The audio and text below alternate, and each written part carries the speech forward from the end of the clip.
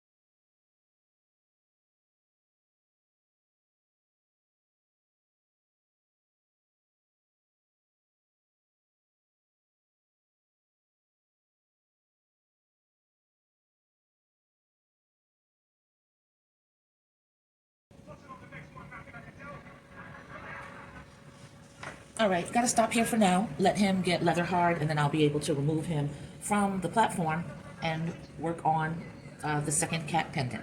You guys have already seen the first one, and we are clocking out at 46 minutes, and that is definitely it for the night, because I want to go to bed early. Yeah, early. I'm gonna try something new. So, what I'm gonna do is just lightly scrunch down the Ziploc bag, put it right over him.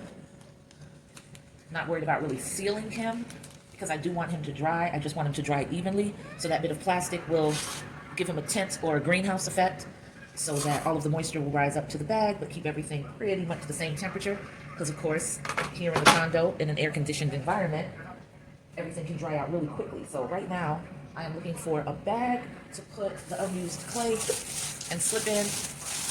This trash bag will have to do for right now, and I'm just gonna throw the extra slip that I gathered by scraping off residue onto the edge of my table, and then I collect all of that up, and it'll either go into the slip bowl, or in this case, it's just gonna go, I'll put it right on top of here, because that'll just be so easy to scrape off. The towel is already moist, so that's gonna keep all of that moist for me, and it'll be in perfect working condition when I get home, so I can just finish working on the cat pendant, the second cat pendant, and I will have added something else to the repertoire. I hope you like the cat pendants. I think they're mad cute, but I'm biased, so there's that. So I'm just twisting this around and just using the bag as a cover. And I told you I'm trying to be really, really good, so what I'm doing now is temporarily, whoa, I just bumped into one of my sculptures, and I forgot I have a whole nother sculpture over here to cover, but I'm gonna clean off this table first. This piece was off to the side. I'm waiting till that gets leather hard. It's still got a considerable amount of water in it, enough so that I really need to scoop some of it out. Well, not really scoop it out so much as let it run out. I'm tilting it there so you can see. So I'm just gonna uncover my slip bowl, hold it gently, and pour that runoff water into there.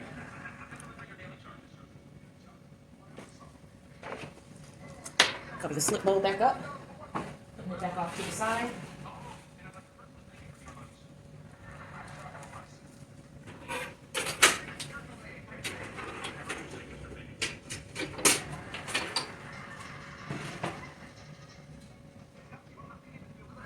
And I see where one of my beads has opened and cracked, so I'm going to take and repair that right now. So I'm bringing my slip bowl back out.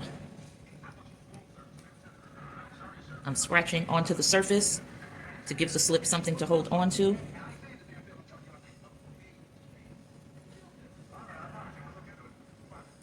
Using my needle tool to do this.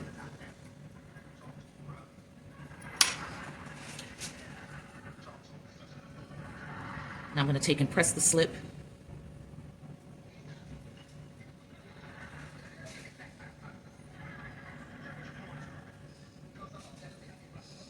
I'm not trying to be neat right now because I'm going to let it sit overnight, because it may need a couple of passes. In other words, the clay might dry and the crack could reappear.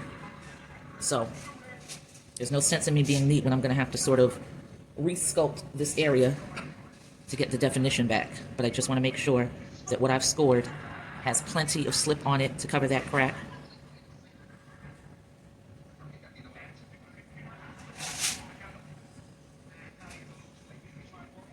And now, so that the edges won't flake off, because the edges that dry will be like, you know, the outer layer of a biscuit. So I'm going to take one of my brushes, spritz it lightly, and just go back and forth. Oh, you can see the dust rising because I didn't clean that brush off well.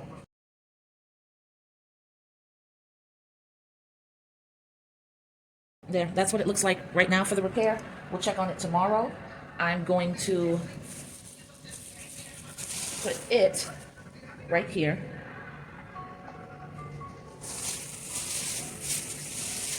Lightly tint this because I'm not trying to keep it super moist. I do want air to circulate up and through. Moving that back out of the way. Recovering the slip. I don't have the energy to check on the other beads to see if there's any cracking occurring. I just happened to pick this one up and it seems to be doing fine. Same thing with this one, seems to be doing fine.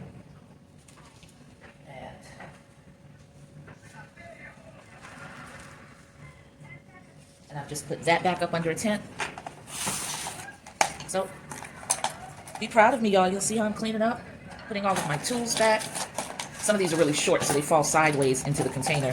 So I like to just lift them out, stack them, make sure the working part is turned up so that I can see it very easily.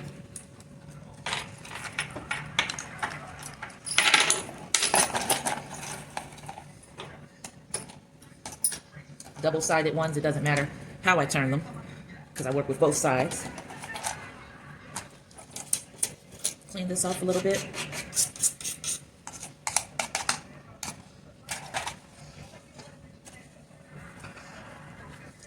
This is the towel that I usually keep in my lap, and I just take and knock clay dust off of the table when I'm running low on towels.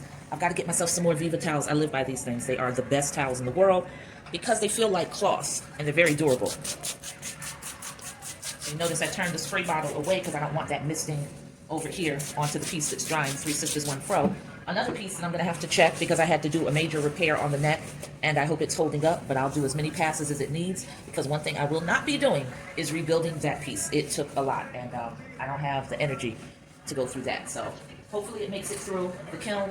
It's going to be a lot trying to transport it because it is so delicate. So I've been on Amazon looking up bubble wrap and egg crate foam and everything imaginable so that when I box it up to take it to the studio, hopefully between all of the bubble wrap, foam, and the packing peanuts, I can immobilize it in the box so that every time I go over a bump in my car, you know, I don't have a small anxiety attack on the road wondering what broke off.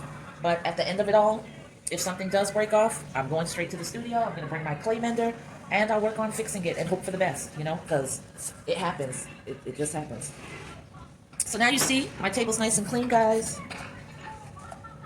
Putting my tools back in place. My water bottle. That's what it's looking like right now. Can you see it? Can you see it? Can you see it? Yep, so I did good. I'm proud of myself. I'm keeping true to my vow to, you know, start giving myself a nice workspace. The only reason I'm putting this back out here is because I will be working on it some more tomorrow. And I might as well have it set and in place. Now, the rest of the table is looking a little crazy, but that's because all of the drying pieces are over to my left. You can't see them. And I can't turn it around because I only ever sculpt in a shirt and, yeah, and panties. So there's that. So I'm just wiping off the desk, getting it a little better looking so that I feel like I'm the adultiest of adults, which by age I am, by mentality sometimes not so much. So yeah, I have to make little personal challenges to myself. Do this better. Stay on track. And I'll hang with it for a while, then I'll get all sloppy again, and then I'll get mad and disgusted with myself, and then I'll change it. So, it's been real. I'll catch y'all on the flip side. Peace.